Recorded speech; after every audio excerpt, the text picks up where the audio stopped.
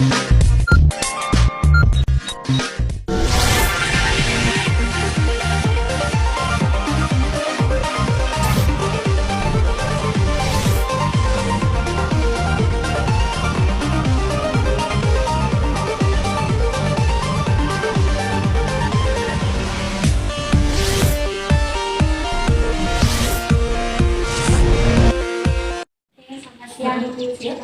siang, Bu Robin.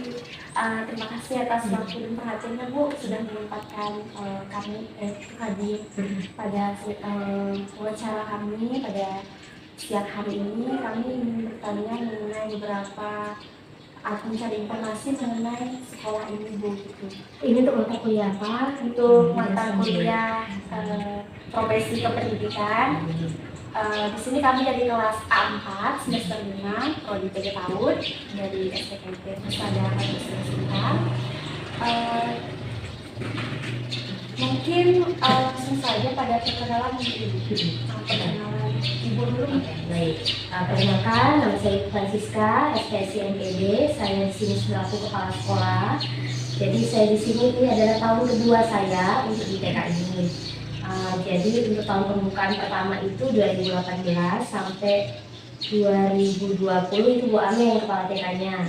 Nah kemudian udah 1 tahun lebih ini jalan kedua tahunnya saya yang di sini. Jadi kalau bertanya tentang sejarah, tentang akar sejarah, mohon maaf saya tidak tahu karena itu kepala sekolah sebelumnya. Saya hanya melanjutkan, gitu ya. Jadi masa kerja saya di sini ini adalah 1 tahun setengah saya di sini, gitu ya. Oke, baik. Perkenalkan, nama saya Magdalena Noviana SPB. Di sini saya sebagai guru kelas TK ATKB. Di sini saya kurang lebih mengajar sudah 1 semester ya Bu, jalan 2 semester. Baik, di sini saya ingin bertanya mengenai administrasi sekolahnya. Mungkin baik ada bagian-bagian tertentu di keadministrasian sekolah ini gitu. Baik, kalau administrasi kita mulai dari awal masuk ya. Jadi kalau awal masuk anak-anak itu mengisi formulir. Jadi mereka daftar, mereka isi formulir. Dalam formulir itu nanti tertera tentang permintaan untuk akte kelahiran, KK, kemudian nanti mereka mengisi formulir, pas foto, kemudian semuanya itu dilengkapi, baru mereka masuk. Itu administrasi awal. Untuk pembiayaan, selama saya di sini 1 tahun setengah, kami punya pembiayaan yang berbeda dengan masa sebelumnya. Karena waktu saya masuk ke sini, dulu itu biaya masuk ke sini sekitar 2 juta lebih.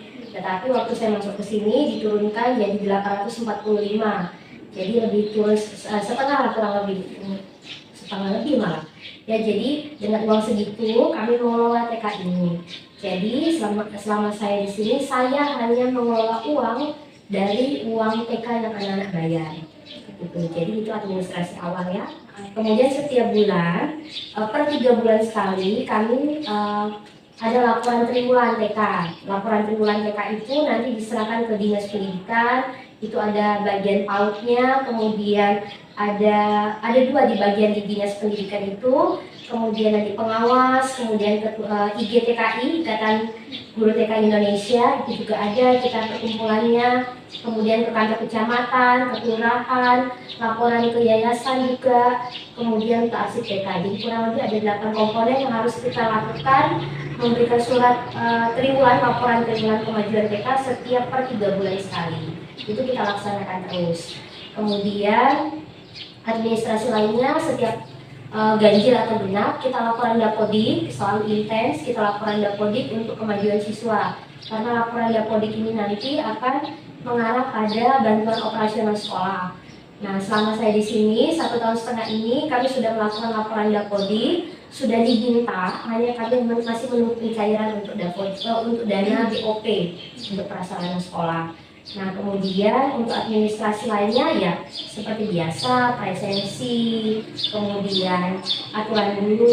Intinya begini, kalau di TK Laboratorium Pusada Katulistiwa ini kami tidak terlalu ketat. Kami ingin menciptakan suasana kekeluargaan, kami tidak ingin mengikat, kami ingin kita membangun sama-sama, administrasi bangun sama-sama. Jadi biasanya ibu membagi tugas, Untuk bagian administrasi, laporan triwulan, dapodik itu saya yang mengerjakan selaku kepala TK. Sementara Ibu Novi dan Bismillah dulu mereka fokus mengajar di kelas, kemudian nanti membuat catatan anekdot siswa dan mengisi laporan. Jadi kami membagi job masing-masing supaya tidak terbebani dalam pekerjaan masing-masing gitu ya. Nah, itu untuk administrasi TK-nya. Mungkin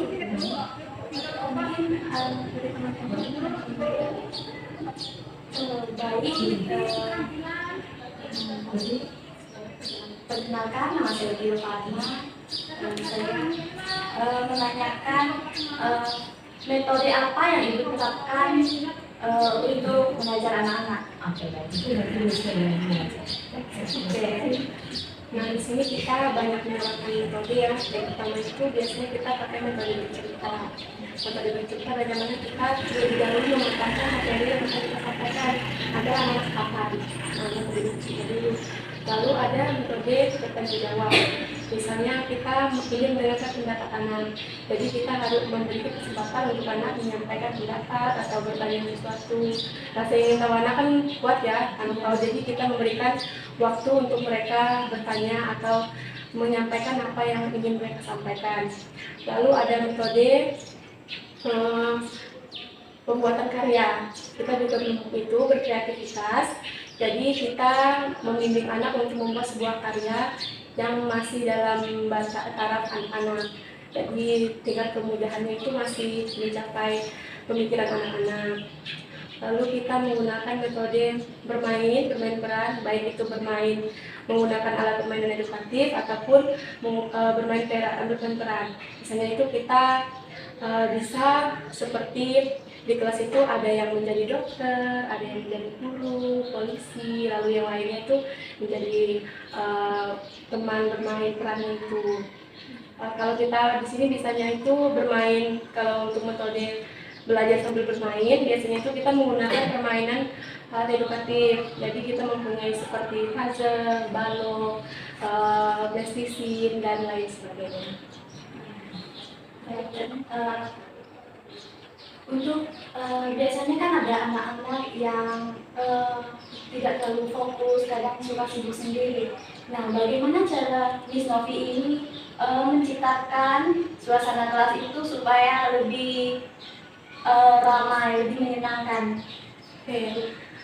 Yang pertama itu kita sebagai guru itu harus mengenal apa yang menjadi kesenangannya anak-anak. Misalnya anak-anak itu suka mewarnai. Nah, kita akan selalu memberi ruang untuk anak-anak itu. Misalnya hari ini tidak terpaku apa yang kita guru inginkan, tetapi kita juga bertanya kepada anak-anak, hari ini kira-kira anak-anak ingin ngapain? Kalau misalnya banyaknya ingin bilang mewarnai atau menempel, nah kita mengikuti itu. Lalu dalam proses pembelajaran itu biasanya kan ada anak yang kurang fokus, sibuk sendiri. Nah, kita mempunyai cara sendiri untuk membuat anak fokus. Misalnya pada saat mereka sedang mengerjakan tugas yang diberikan, kita memberikan seperti animasi. Misalnya bertanya apakah anak-anak capek, misalnya mereka sudah kelihatan lesu atau lagi dengan pekerjaannya, kita akan memberikan hiburan, misalnya ajak mereka bernyanyi, bertepuk tangan, dan lain sebagainya. Saya mau bertanya Kak, perkenalkan nama saya Mariam. Saya mau bertanya, di saat proses pembelajaran di kelas itu kan biasa ada anak-anak itu kan lebih sukanya bermain gitu kan, dan mereka itu tidak mau belajar. Jadi bagaimana cara kita sebagai seorang guru mengatasi anak yang tidak mau belajar? Ya. Kembali lagi ke peraturan pertama kali itu adalah bermain sambil belajar ya Bu. Nah, dari bermain itu kita bisa memberikan pelajaran untuk anak. Misalnya bermain balok misalnya kita, atau bermain susun puzzle. Nah, di situ kita bisa memberikan pelajaran untuk anak. Misalnya balok itu bisa dari balok yang paling kecil, kita menyusun dari yang paling besar sampai yang paling kecil. Itu kan juga bermain sambil belajar.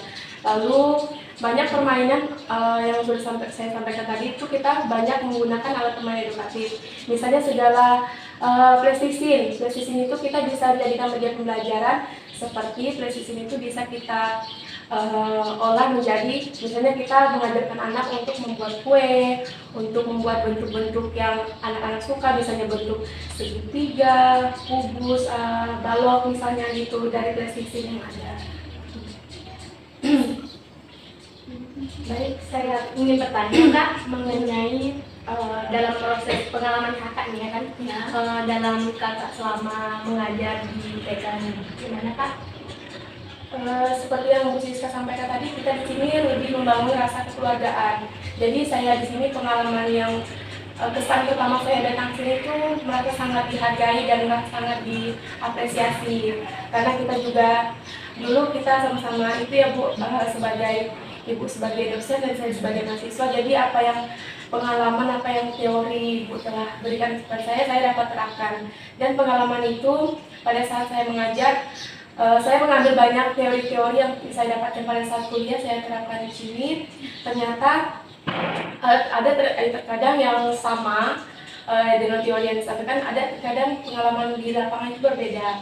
Seperti misalnya cara kita lebih penanganan kepada anak itu seperti apa, gitu. Jadi saya pengalaman kurang lebih 5 bulan ya di sini, 6 bulan 1 semester. Pengalamannya saya rasakan cukup baik karena emang kerjasama yang baik dari mau itu kepala sekolah dan rekan kerja saya yang dulu. Baik Kak, perkenalkan saya Putri Santi, saya ingin bertanya sama Kak Novi. Nah, apa saja sih kesulitan Kak Novi dalam mengajar? Kesulitan. Yang pertama itu tadi anak itu terkadang kurang fokus. Ada anak yang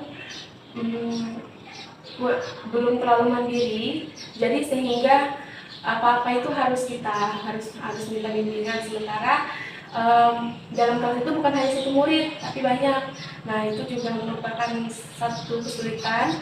Yang kedua itu karena TK ini belum terlalu lama berdiri ya, jadi media pembelajaran itu masih belum cukup untuk kita mengeksplor segala kemampuan yang anak miliki. Lalu terkadang anak itu ada yang tiba-tiba menangis, tiba-tiba tidak ingin belajar. Jadi terkadang kita sebagai seorang guru itu harus benar-benar mengerti apa yang anak inginkan. Sementara dengan kemampuan dan kekurangan kita miliki, terkadang itu kita tidak sanggup, terkadang kita tidak bisa. Wah, kenapa ini anak juga nangis, gitu kan? Nah itu sih kesulitannya lebih kepada anak itu. Kita perkenalkan, nama saya Ibadah Sena. Dan di sini saya ingin bertanya, kan dalam proses belajar apakah selalu menggunakan media atau maksudnya sendiri? Oh media. Sejauh ini kita pakai media ya, karena kita ada buku juga ya Bu, kita ada buku dari Interpariwara. Jadi kita menggunakan media itu buku. Yang paling rutin digunakan itu buku, karena buku itu kan emang tersusun kan dari FPP-nya, jadi sesuai dengan FPP, dari protanya itu sesuai dari pusat sana. Jadi sejauh ini kita menggunakan buku. Media yang lain seperti tadi permainan edukatif, segala TV, papan tulis itu kita gunakan. Baik Kak, di sini saya ingin bertanya sistem penilaiannya apa menggunakan angka atau dengan cara lain, misalnya memberikan penilaian menggunakan misalnya bintang itu Kak. Di sini di TK ini kita menerapkan penilaian itu dengan memberikan bintang. Kita dari bintang 1 sampai bintang 4. Jadi bintang 4 itu yang paling tinggi. Itu untuk keseharian dan buku lembar kerja mereka, kita berikan bintang. Nah kalau untuk penilaian raport itu kita menggunakan deskripsi. Jadi kita pakai belum berkembang sesuai harapan, berkembang dengan baik dan kita mulai berkembang. Nah, jadi kita menggunakan itu, lalu kita sistem checklist, kita pakai checklist. Misalnya anak sudah berkembang, mulai berkembang kan, kita checklist mulai berkembang. Tapi ada dikuatkan dengan deskripsi. Jadi misalnya kenapa ini anak belum berkembang sesuai kapan, kenapa hanya mulai berkembang. Jadi kita dikuatkan dengan deskripsi lagi. Kita penilaian itu sesuai dengan aspek pertimbangan. Jadi kita nilainya satu. Baik Kak, di sini saya mau bertanya, apakah di TK ini ada yang menerapkan chemistry? Seperti yang kita ketahui ya dari pemerintah juga sudah mengeluarkan peraturan bahwa di TK itu tidak ada jam istirahat. Akan tetapi karena anak TK itu kan basicnya kan bermain sambil belajar kan, jadi dalam pembelajaran itu dalam menulis pasti ada begitu membaca dan menulis. Tapi di sini di TK ini kita lebih fokus pada bermain. Jadi dari bermain itu kita mengajarkan anak untuk berhitung, mengajarkan anak untuk mengenal nama-nama benda. Itu masuk dalam membaca juga kan, agar dia tahu. Lalu ada misalnya kita mempunyai media pembelajaran ini untuk yang berhitung, jadi lalu melewati media itu kita mengajarkan anak untuk berhitung. Jadi tidak semata-mata itu kita di papan tulis harus ini angka 1, ini angka 2, tapi lebih kepada anak lagi perkembangan mereka itu kan ada yang cepat ada yang lambat ya. Jadi kalau yang cepat itu tanpa kita ajarkan pun mereka sudah tahu, sudah mengenal oh ini angka 1, ini angka 2. Tapi ada sesekali kita emang harus membuat mereka itu mengenal angka, mengenal huruf gitu. Tapi dalam cara itu sederhana, tidak yang misalnya 1 sampai 100 A sampai Z ya. Jadi punya pelan-pelan, misalnya hari ini tuh A sampai E gitu kan, ini 1 sampai 10. Jadi lebih kepada bagaimana anak-anak itu bermain sambil belajar. Misalnya kalau berhitung kan banyak medianya. Ada bola, ada balon, jadi dan mereka bermain itu kan bisa baca atau itu kan biasanya itu kan ada kayak media pembelajaran yang gambar-gambar itu kan. Nah dari situ kan kita bisa melihat biar mereka lihat oh ini gambar burung apa ya, oh ini gambar meja, ini gambar kursi gitu. Jadi tidak kita harus mengatakan ini huruf K, ini huruf U gitu. Jadi tidak menerapkan calistung yang seperti itulah. Jadi melalui bermain aja gitu. Saya juga bertanya tentang seputar konseling di TK ini. Ini saya ingin bertanya kalau misalnya kalau ada yang pertama sehingga pasti yang keduanya adalah itu sangat jarang sekali ya dalam jangka waktu yang panjang. Biasanya anak itu memilih mau minggu depan kerja, tapi biasanya itu misalnya hari ini anak cerita sekali, tapi harinya besoknya itu kayak malas ngomong, diam sendiri, nangis sekali dulu. Itu pertama itu kita pendekatan dulu, ke anak misalnya belum kenapa, kita tanya kenapa dia hari ini murung. Bisa jadi nanti di rumah itu mungkin ada permasalahan yang dialami, mungkin bagi kita kecil, bagi anak itu besar ya. Misalnya waktu dia mau bangun tidur itu susah dibangunkan, lalu mamanya marah. Nah, bisa jadi mood dia itu dari situ. Anak itu kebanyakan itu mood swing. Jadi apapun hal sekecil apapun, kalau misalnya dia sudah tidak berkenan di hati dia tuh bisa dibawa sampai seharian full gitu kan. Nah bisa jadi di rumah itu anak itu bisa makan lalu dimarahkan orang tua atau telat bangun gitu. Seperti di sini ada terjadi sering anak itu lalu setelah kita tanya pendekatan gitu kan, lalu kita tanya kenapa gitu kan, kenapa, lalu dia pasti kalau kita tanya pelan-pelan pasti dia bakal itu cerita pelan-pelan, jangan dipaksa. Jadi ngikutin mood dia aja. Misalnya dia sudah cerita, kadang itu ada orang sampai nangis ceritanya karena mungkin emosinya tuh masih kependam kan di dalam kami. Jadi ada yang sampai nangis. Nah kalau anaknya masih tenang, kita tanya lagi, kita bicarakan baik-baik. Lalu boleh kita sesekali berikan pelukan, kita berikan masukan. Jadi anak itu dia gampang bad mood, tapi gampang juga tergantung cara kita menangani. Dia juga akan kembali ceria lagi kalau tergantung cara kita menanganinya. Jadi melakukan pendekatan, lalu beri stimulus yang akan membuat anak itu lebih menjadi ceria lagi. Ya. Baik, di sini saya bertanya yang seperti apa sih di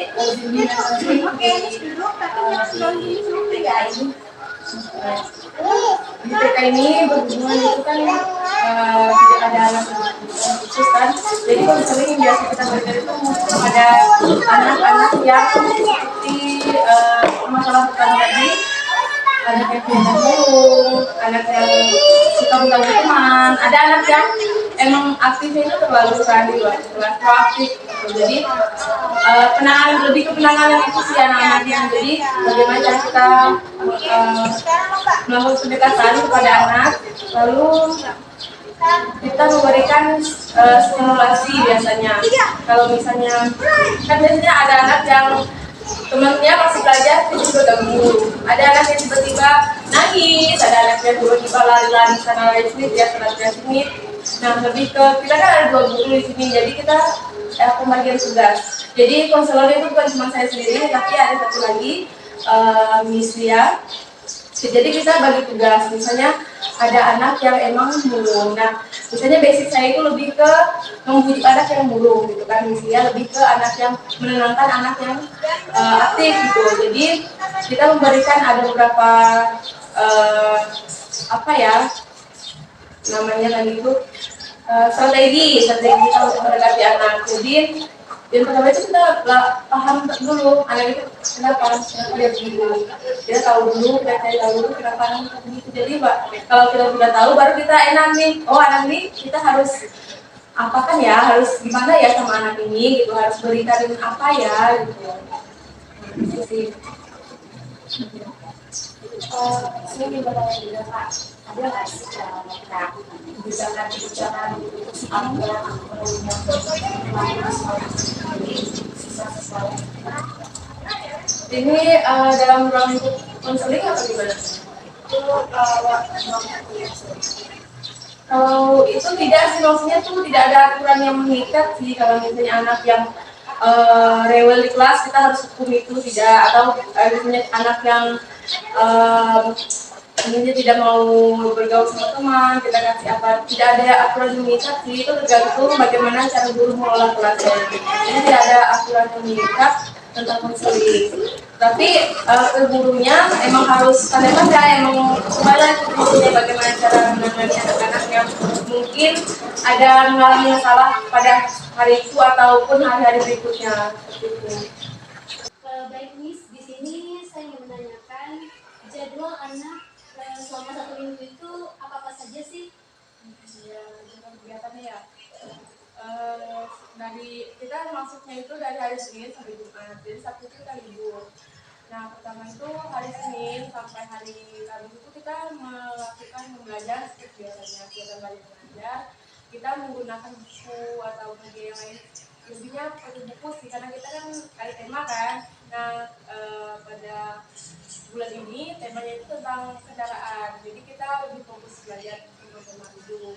Nah kalau hari Jumat kegiatan di sekolah itu senang bersama dan menonton. Kita ada kegiatan menonton bersama, jadi setiap Jumat itu senang dulu kegiatan perharian, baru nonton bersama. Nah kalau untuk keseharian itu biasanya anak-anak itu belajar dulu, masuk dulu, berdoa, belajar. Habis belajar itu kita makan bersama. Setelah makan bersama baru ada bermain bersama sambil menunggu anak-anak itu. Kita masuk dari jam 7.30 sampai jam 9.40. Nah itu untuk semua hari. Jadi hari Senin sampai Jumat masuk dan pulangnya jam segitu. Dan untuk hari Jumat aja sih beda kegiatannya. Yang hari dari Senin sampai Kamis itu sama.